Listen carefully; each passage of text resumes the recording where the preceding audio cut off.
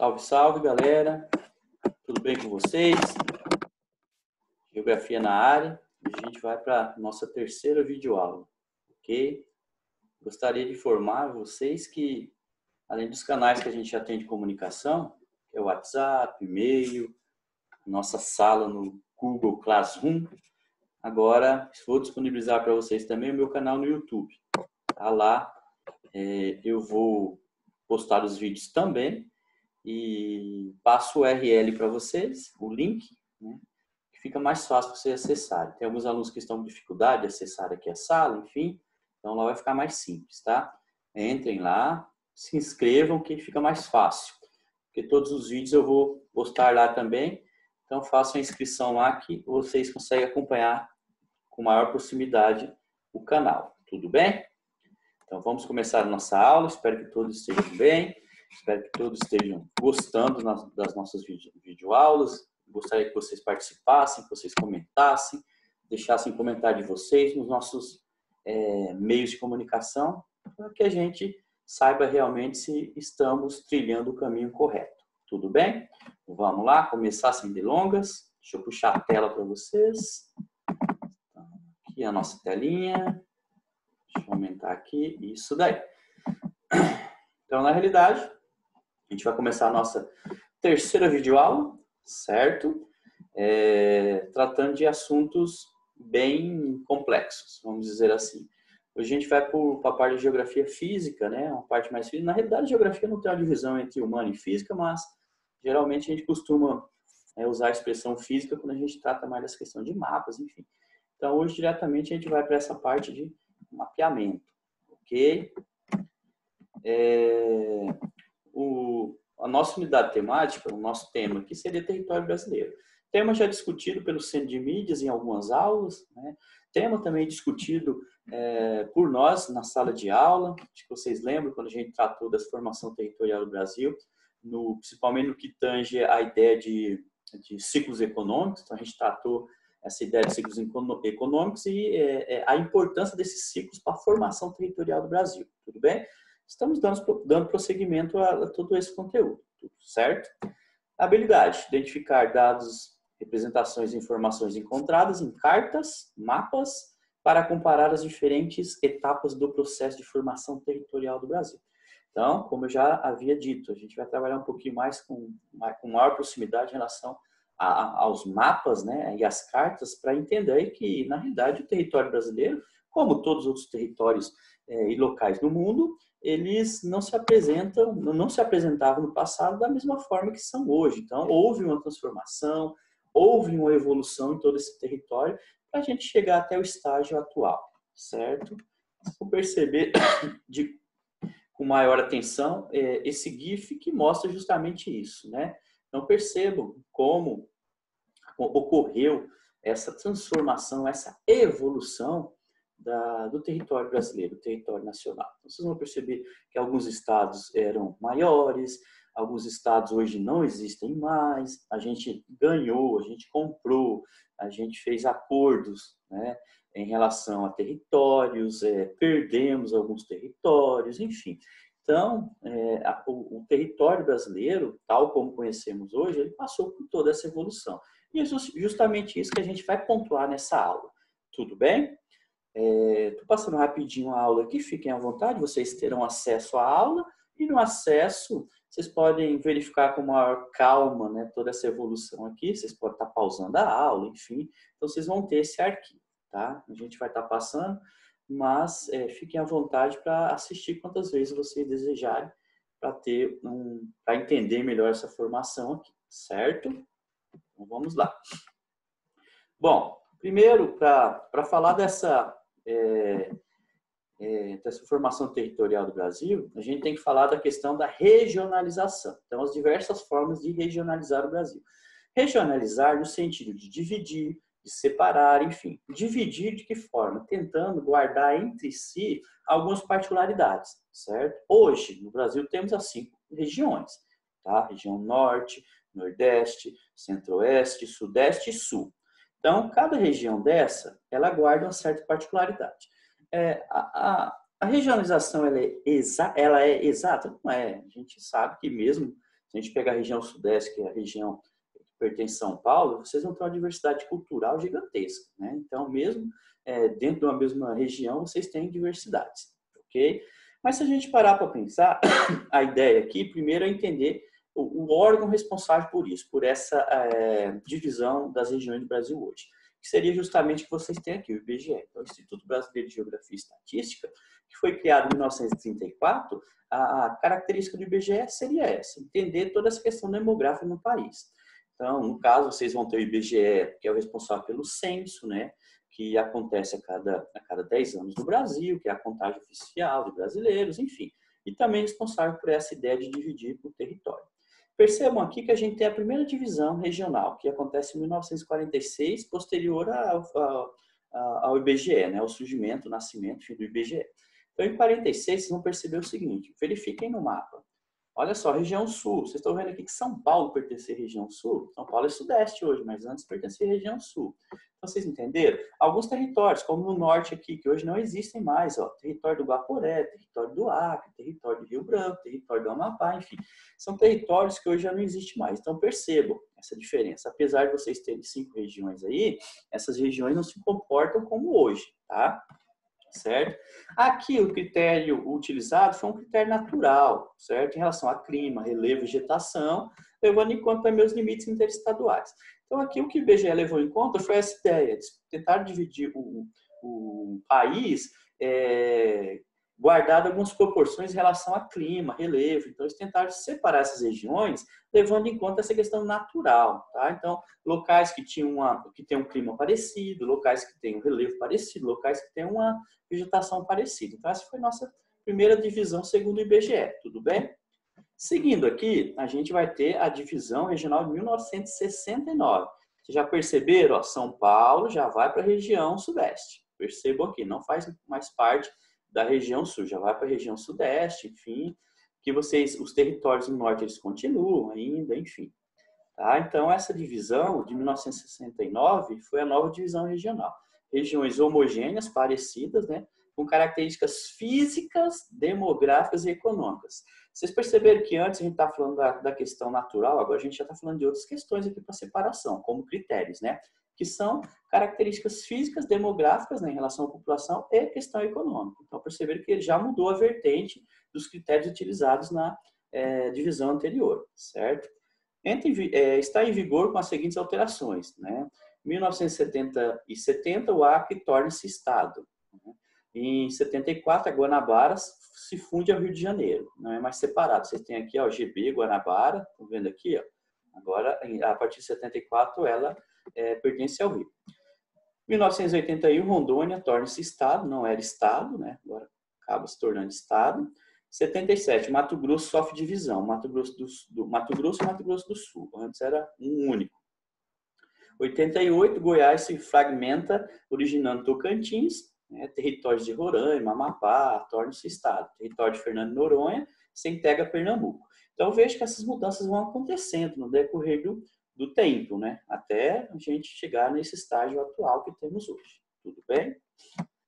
Aqui a gente tem as diversas formas de regionalizar o Brasil. Tá? Então, o que vocês têm, como a gente acabou de falar, a primeira regionalização por um instituto, que é o IBGE, que acontece em 46, temos a segunda divisão regional, que acontece em 69. Então, percebo que houve mudança, sim. O contorno, né, do estado, do contorno do país, do Brasil, ele continua o mesmo. Só que dentro desse mesmo país, vocês têm essas fronteiras aí sendo formadas. Ok?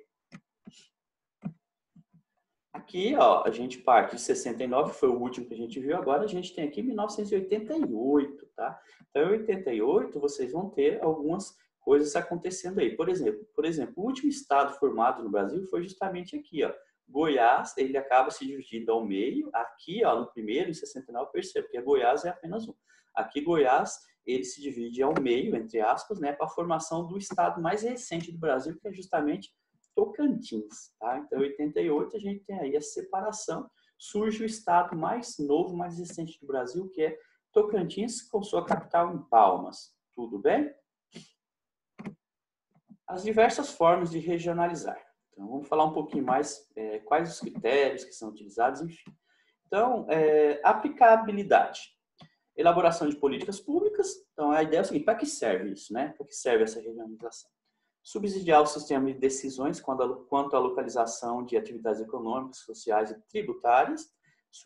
Subsidiar o planejamento, estudo, identificação das estruturas espaciais de regiões metropolitanas e outras formas de aglomeração urbanas e rurais.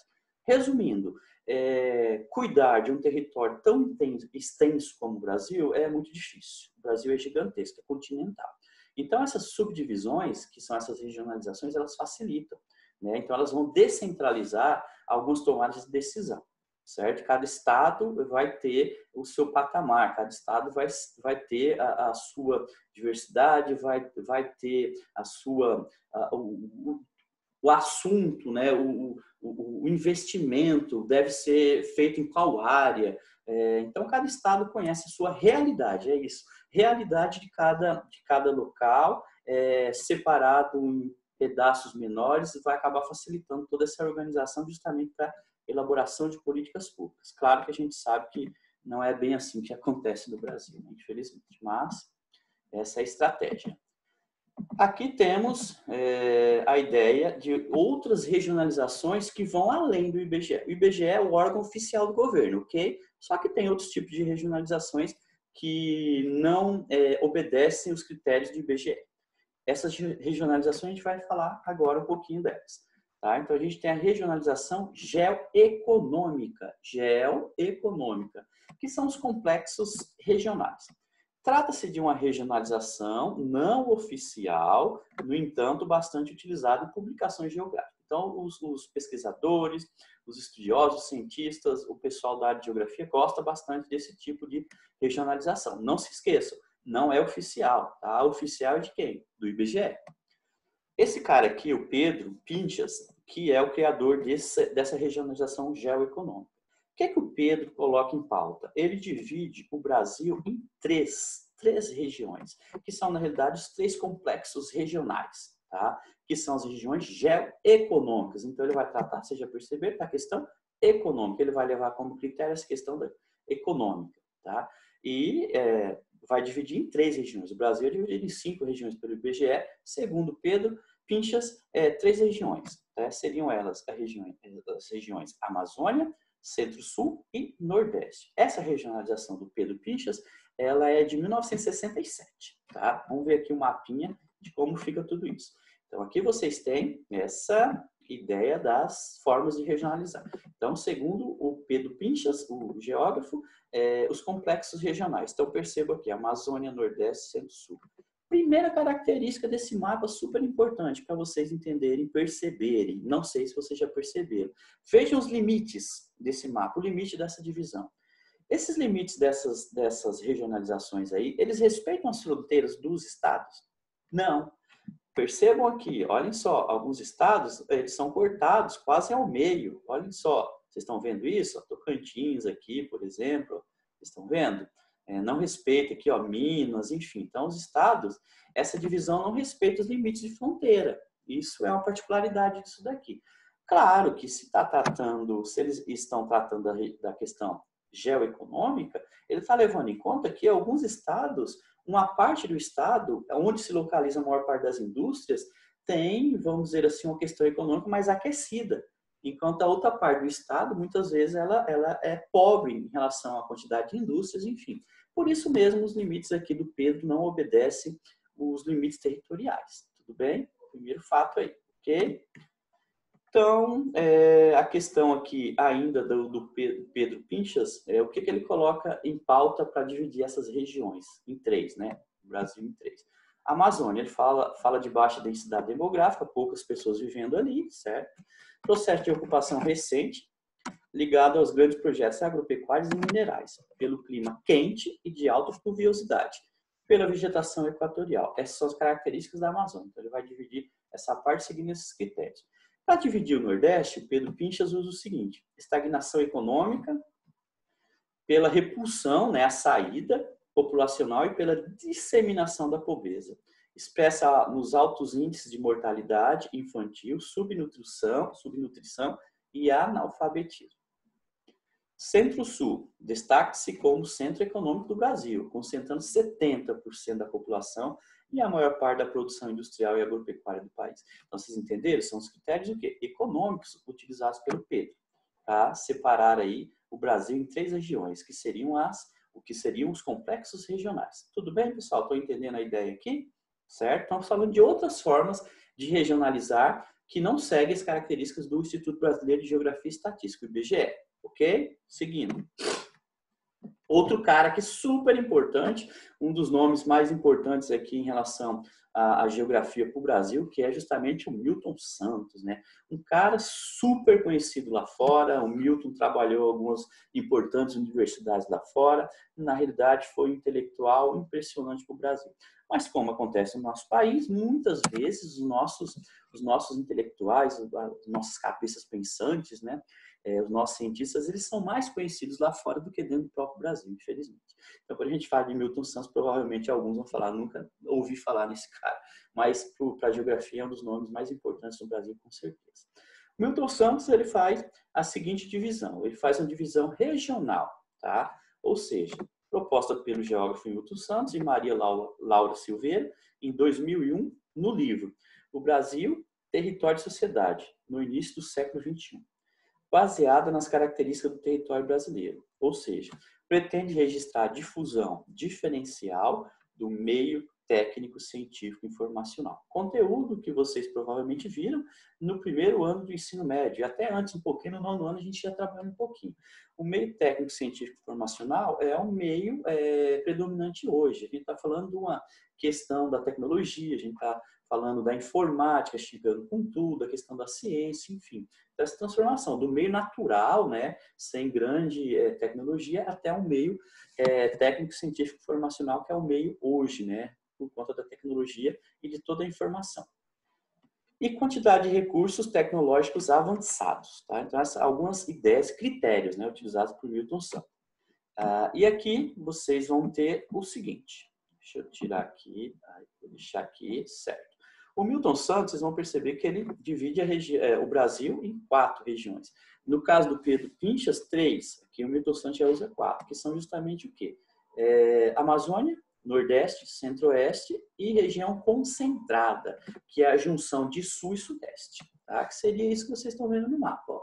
Aqui em verde, região amazônica, em amarelo, região Nordeste, o Centro-Oeste aqui em cor de rosa, não sei, e essa outra aqui, certo? Em lilás, vocês têm a região concentrada, o Sul, os 3 estados, junto com o Sudeste, tá? Então, essa é a divisão de Milton Santos, tá? A divisão de 1999, tá? Que leva em conta as questões técnicas, científicas e informacionais. Claro que se a gente está falando de tecnologia, a gente está falando também de uma questão econômica, né? Os estados da região concentrada, o Sul mais o Sudeste, são os estados mais ricos do Brasil, que concentram aí grande parte da tecnologia, enfim, certo? Então, essa é uma segunda forma de dividir o Brasil por outros critérios, tudo bem? Os critérios de Milton Santos. Vamos verificar um pouquinho o que Milton Santos fala de cada região. Então, primeiro, as diversas formas de regionalizar o Brasil, divisão regional de Milton Santos. Ele fala da região concentrada, que é aquilo que a gente falou, né? Que abrange as regiões Sul e Sudeste. A densidade populacional é maior do que qualquer outra região, certo? A questão da intensificação dos fluxos de mercadoria e pessoas é maior, levando também a questão de capitais, dinheiro e informação. Isso é óbvio, né? Elevado índice de urbanização, as maiores cidades do Brasil, né? Destaque para São Paulo e Rio de Janeiro, concentram muitas pessoas, enfim. Núcleo é a metrópole paulista, que desempenha funções de cidade global. Então, na realidade, a gente tem São Paulo e Rio de Janeiro, que são cidades, além de cidades de megacidades, são cidades globais também. Cidades globais são cidades que praticamente têm toda a infraestrutura, ou pelo menos a maior infraestrutura do Brasil. Vamos imaginar o seguinte, como está mostrando aqui, a bolsa de valores mais forte aqui, mais consistente do Brasil, é a bolsa de valores de São Paulo. Vamos pensar nos grandes aeroportos internacionais, São Paulo. Vamos pensar nas grandes universidades, São Paulo. Enfim, a cidade global ela concentra muita infraestrutura. Além de tudo isso, é a cidade que tem uma ligação muito forte com países de fora, certo? Então, geralmente São Paulo, né, o Rio de Janeiro, essas capitais, elas têm uma ligação muito forte com outros países de fora. Então, tornando-se assim capitais globais, cidades globais. Tá? Então, é a região concentrada, sul e sudeste. Claro que é a região mais avançada do Brasil, segundo Milton Santos. Tá? Vocês têm aqui abaixo a ideia do Teatro Municipal do Rio de Janeiro. Estamos falando também da questão cultural, né? A gente também tem fome de cultura, a gente precisa consumir cultura. Isso faz parte, né, da questão do desenvolvimento também do ser humano, certo? Região centro-oeste, então vocês já vão perceber aí, estamos falando do Cerrado brasileiro, né? Uma região que concentra grande parte da produção de milho, soja, de grãos, né? E também criação de gado, enfim. Então, é uma região que percebe que ela já é bem diferenciada da região concentrada, sul e sudeste, que é uma região que está voltada mais a essa questão agrícola, né? De certa forma. Caracteriza-se como área de ocupação periférica, aconteceu depois, enfim, apresentando áreas de agricultura mecanizada com uso intensivo de fertilizantes e defensivos agrícolas, cuja produção é destinada à exportação. Estamos falando do agronegócio. O agro é pop, o agro é tech, o agro é tudo. Provavelmente vocês já viram essa propaganda vinculada à Rede Globo Televisão, né, defendendo essa questão do agronegócio. A produção agropecuária ocorre em fazendas modernas, comandadas por empresas globais, com sede na região concentrada. Região concentrada, então a gente pode pegar a ideia de região periférica concentrada. Hoje a gente tem, por exemplo, Goiás tem um papel super importante, enfim, toda aquela ideia. Inclusive temos a capital federal ali, Brasília, né? Mas geralmente essas empresas, os escritórios dessas empresas acabam se localizando em países mais ricos ou até mesmo nas nossas principais capitais, São Paulo e Rio de Janeiro. Vamos pensar na Avenida Paulista. A gente tem uma concentração gigantesca ali de escritórios, né, dessas grandes empresas, onde todas as decisões acabam sendo tomadas ali, de certa forma. Tudo bem? Essa região abrange estados de Mato Grosso do Sul, Goiás e Tocantins, tá? Segundo Milton Santos. E por último aqui a região Nordeste, né? As imagens já nos mostram a região de semiárido, enfim. Mais antiga área de povoamento do Brasil, sempre teve precária, né? Circulação de pessoas, produtos, informação, dinheiro, em razão da agricultura pouco intensiva e da urbanização irregular. Então temos aí, claro, um esvaziamento gigantesco da região nordeste do país por conta da seca, né, de toda essa questão. Mas a gente não deve esquecer que antes, né, o Brasil, vamos imaginar o Brasil colônia, que a região nordeste justamente era a região mais rica do Brasil. Os portugueses começaram ali com a questão da cana-de-açúcar, enfim, que era muito apreciada lá fora, o açúcar, né, toda essa ideia. Então a região nordeste foi a primeira, né, região a ser explorada, uma região que antes, na época da colonização do Brasil, Brasil colônia, foi uma região que teve um grande destaque, né? Hoje, infelizmente, a gente tem uma questão muito séria, que é essa questão da periférica, que é essa questão econômica, atrelada muitas vezes à seca, mas que na realidade tem muita gente se beneficiando com essa indústria da seca, né? Enfim, essa solução para o Nordeste, ela já deveria ter ocorrido há muito mais tempo, né? Basta a gente pensar que algumas regiões do mundo, alguns países, alguns estados, algumas áreas, elas possuem menor quantidade de precipitação de chuva que o Nordeste, mas vivem muito bem. Pensem, por exemplo, mentalmente, quando a gente fala em Las Vegas, né, nos Estados Unidos. Então, vocês vão já visualizar mentalmente aquela cidade de cassinos de luz e de várias fontes de água, jorrando água para todo lado. E não se esqueça que Las Vegas está no deserto. No Nordeste brasileiro não é deserto ainda, a região semiárida, ou seja, chove mais aqui do que lá. E por que lá é tão organizado? Justamente porque tem planejamento. Esse planejamento, infelizmente, não chegou ainda no Brasil. Fato. Região amazônica, né, que é a última regionalização de Milton Santos, que dividiu em 4. Então, região de baixa densidade populacional, poucos recursos tecnológicos, são raras áreas reservadas à agricultura e outras atividades mais modernas, por conta da preservação, porém está sendo quebrada agora no governo atual. Né? A Amazônia está, infelizmente, sofrendo altos índices de desmatamento. Predomina os transportes fluviais por rios e aéreos e apresenta poucos núcleos centralizadores, com destaque para a Zona Franca de Manaus que é a foto que vocês têm abaixo aqui, né? Uma zona franca, na realidade, ela limita, ela quase extingue todos os impostos. Na realidade, essa extinção de impostos é justamente para atrair empresas. Então, várias empresas vão para o meio da floresta amazônica, olha só, para a Zona Franca de Manaus, para se livrarem de impostos. E o Brasil é um dos países que possui a maior quantidade, um dos que possui o maior número de impostos no mundo, né? Infelizmente. Então, essas empresas elas conseguem encontrar um campo legal para o trabalho. Então, imaginar que a gente tem uma Zona Franca no meio da floresta amazônica é incrível, né? Enfim. Então, essas são as regionalizações de Newton Santos. Então, tivemos aí, ó, já falamos do IBGE, já falamos de Pedro Pinchas, já falamos de Newton Santos. Agora, vamos falar de algumas ideias aqui que estão em vigor, né? A gente está falando de projetos de lei. Só para vocês entenderem, as diversas formas de regionalizar o Brasil, as alterações dos limites interestaduais no Brasil na atualidade. Então, a gente tem alguns projetos de lei, né, que tratam da criação de novos estados no país.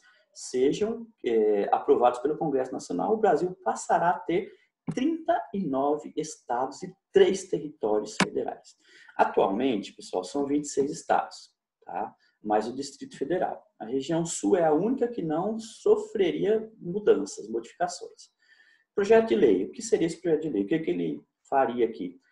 Exemplo, no Sudeste, a gente teria a criação do estado de São Paulo do Leste, Minas do Norte e Triângulo. E Guanabara voltaria a existir. Guanabara ali no Rio de Janeiro. Centro-Oeste, o que ia mudar? Criação dos estados do Araguaia, Mato Grosso do Norte, olha só, e Planalto Central. Nordeste, criação do Maranhão do Sul, Rio, São Francisco e Gurgueia. Norte, criação de Tapajós, Solimões, Carajás. E territórios federais do Marajó, Alto Rio Negro e Oiapoque. Então, vocês percebem que isso é um projeto que está, claro, esperando aprovação. É claro que isso vai acontecer? Eu acredito que com essa intensidade, não. Tá? Pode haver mudanças? Pode. As nossas fronteiras elas são móveis. Tá? Enfim, então são apenas projetos de lei. Para vocês entenderem que a forma que o Brasil está hoje vai permanecer? Talvez não. Talvez haja mudança. Tá? Isso depende de aprovações de projetos de lei que possam mudar. Então, dos 26 estados aí, mais o Distrito Federal, se esse projeto de lei for aprovado, que é bem difícil, enfim, o Brasil passa a ter 39 estados e 3 territórios. Então, a gente aumenta a quantidade de estados e territórios federais, certo? Só para vocês entenderem o que é atual hoje, certo? Seria mais ou menos isso daqui que temos, né? A gente tem mais ou menos essa ideia aqui no mapa, ó, são as regiões que a gente acabou de falar, tá? Por regiões aqui do Brasil, esses estados que seriam criados, ó, tá? São essas as mudanças. Tudo que vocês têm colorido aqui seriam as mudanças, então eu percebo que iriam mudar muita coisa, né? De certa forma, tá? Aqui só a título de curiosidade, pra vocês saberem realmente o que está acontecendo hoje no Brasil a respeito de leis. Tá? Pode mudar? Pode. É fácil? Não, é muito difícil que isso aconteça. Mas pode, apesar de um percentual pequeno, pode acontecer, certo? E aqui, pessoal, estamos finalizando a aula, para não ficar tão extensa. E a atividade de vocês dessa aula é muito simples e muito fácil. Esse carinha estranho aqui, que é o sulito, na realidade, é o símbolo, é o mascote da região sul do Brasil. Região sul, essa composta por Paraná, Santa Catarina e Rio Grande do Sul. O sul, se vocês ainda não estudaram um pouquinho sobre isso, é uma região do Brasil que quer se separar do Brasil. Ou seja, não estamos falando de regionalização de estados, estamos falando que o sul quer se transformar em outro país, que o sul quer se transformar num país autônomo separado do Brasil, tá? A região sul. Isso vai acontecer? Como que é essa ideia? O que eles pensam a respeito disso? É justamente isso que vocês vão pesquisar, tá? Então, vocês vão pesquisar o seguinte, vocês vão pesquisar sobre isso, a ideia da separação do sul do Brasil, tá? Vocês vão pesquisar quando surgiu isso, por que eles querem isso, quais os argumentos que eles usam para isso e a possibilidade de acontecer isso, tá? Não vou aprofundar isso, que eu vou deixar para vocês. Essa é a atividade super simples. Tá? Então, aqui vocês têm algumas propagandas, por exemplo, em 2017 houve na realidade, esse plebiscito aqui não valeu nada. Eles votaram, mas enfim, não foi aceito, mas eles pediam que as pessoas fossem às urnas a falar. O pessoal da região sul se queriam realmente se separar do Brasil ou não, mas isso não teve valor no Brasil, né? Não aconteceu, enfim. Mas esse daqui é o trabalho de vocês, essa é a ideia, de vocês trabalharem com a possibilidade da separação do Sul do restante do Brasil, se transformando num país independente, autônomo. Tudo bem? Essa é a atividade de vocês, certo? Pesquisem origens, características, porquê, enfim, como que está hoje esse processo, façam um texto sobre isso daí e enviem. Combinado? Entenderam? Pessoal, espero que vocês tenham gostado da nossa videoaula. Foi bem rapidinha, bem dinâmica, enfim. E qualquer dúvida me chama, certo? Vou deixar disponibilizar também o link para você acessarem o YouTube, o canal no YouTube, para ficar mais fácil para alguns assistirem. Combinado? Beijo no coração de vocês. Fiquem com Deus e até a próxima. Abraço.